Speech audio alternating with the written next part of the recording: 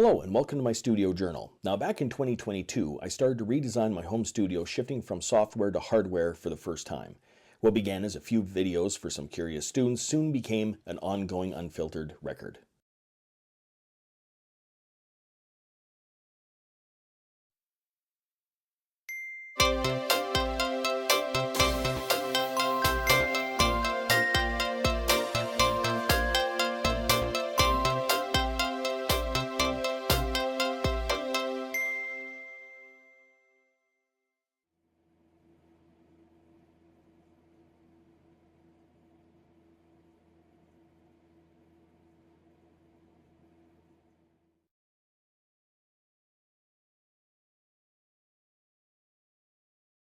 Okay, so now when you're designing your studio, there's a few other things that you might actually want as well. One is, for instance, I cheaped out on the old hard drive, SSD drive in the Mac, so I need to have some extra storage. So I just got another hard drive. And so it's just an external hard drive that you plug in and you can store extra files and all that sort of stuff. I think this one's a 2 terabyte or 4 terabyte. Once again, I can't remember, but I haven't even begun to fill it. The other thing is a powered USB hub. Now these things come in handy too. I had every one of these full and I still needed to use more ports. So a powered USB hub. Now the good thing about a powered USB hub is it passes power onto the items that it's hooked onto. So it's not using the power on the computer as far as I understand. It's using the power within the actual hub itself, which makes a big difference. Especially if you're using peripherals or keyboards or things that are using USB power. This won't then drain your computer of that power. I believe that's how it goes. Once again, do some research, check it out, but these two things I know come in handy in my studio.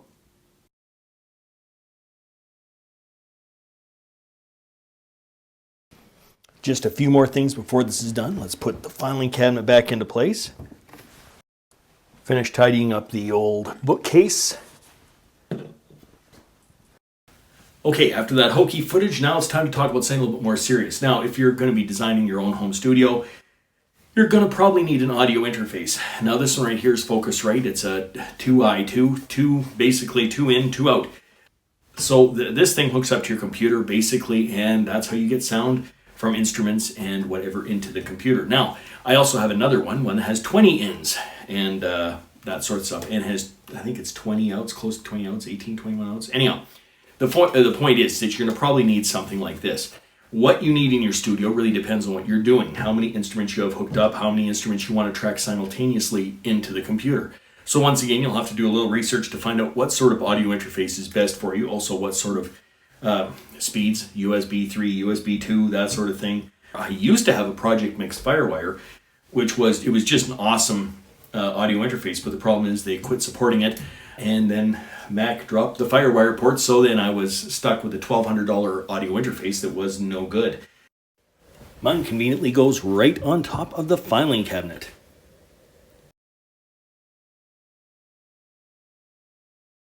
In this particular studio, I also use it to run my company out of, so therefore I need to have things like a printer, not overly music related. However, I do use it to print off music. I do use it for printing student forms and things like this as I'm teaching. So the fact is, it's very business orientated and used for music, but it's also has to be in my office and it has to be in a convenient place. There it sits.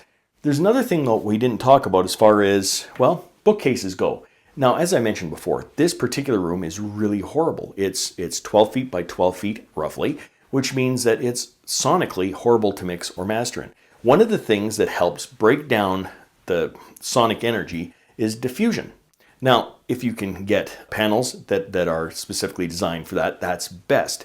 However, bookcases, items in your space that actually are odd shape, that don't reflect sound as well, work great for that purpose. Therefore, I have quite a few bookcases and things like that will break up the sound waves to make things a little bit easier. So it's not only that they, provide storage space, which they do, but they also help the sonic signature of your room. Not as much as acoustic panels would, but still fairly well.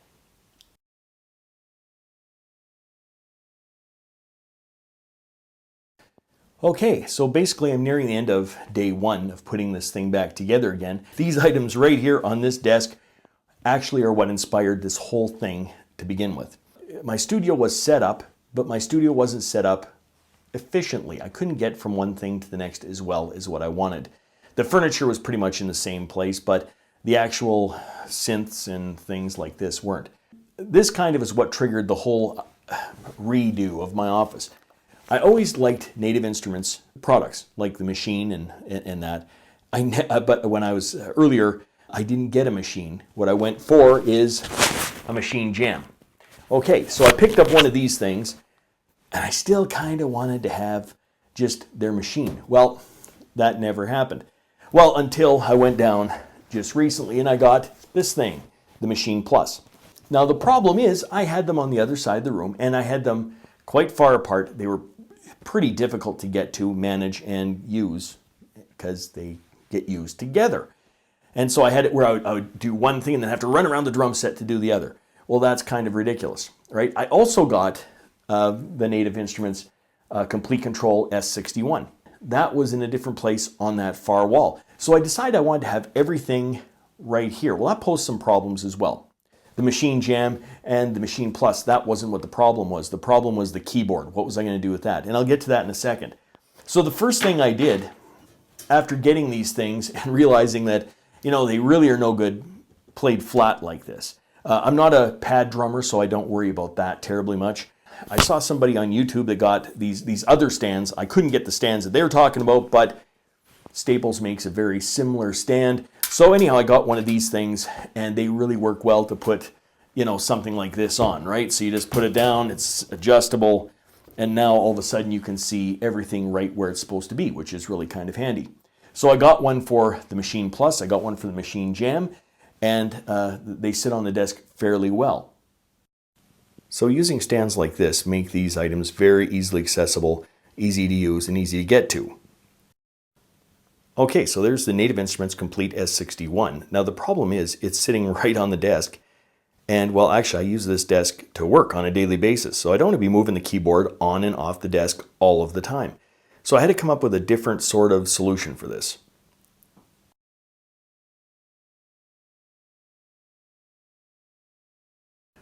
Okay, so if you see the desk behind me, that's our next project, or one of the projects I got going on. Now, the problem was that, once again, I didn't want to have to move the keyboard on and off the desk every time I wanted to use it, and I used this desk. So the answer was to make this keyboard riser.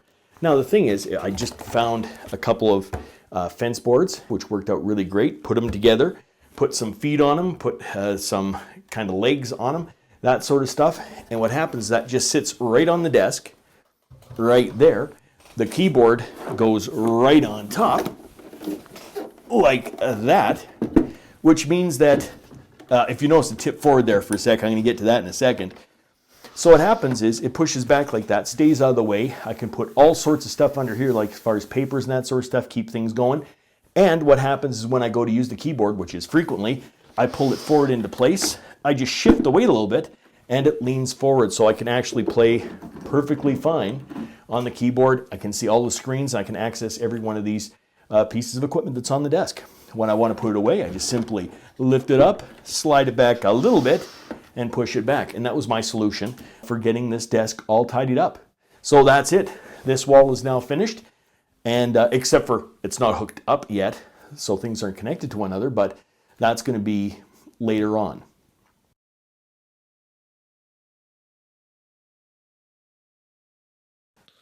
Of course, one of the things I forgot is you really have to have a mouse and keyboard if you're running a computer. So we'll throw these things in here.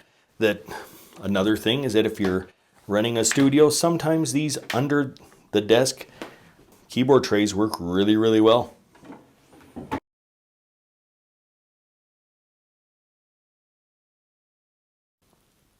All right, so that's what this wall looks like, finally done in my studio. So day one is complete with this main desk having all the equipment on it. It just needs to be hooked up, and that I'll do a little bit later on here.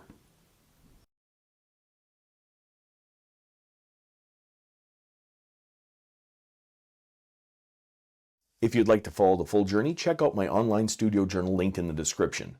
Until next time, I'm just a music teacher having fun. Catch you on the next one.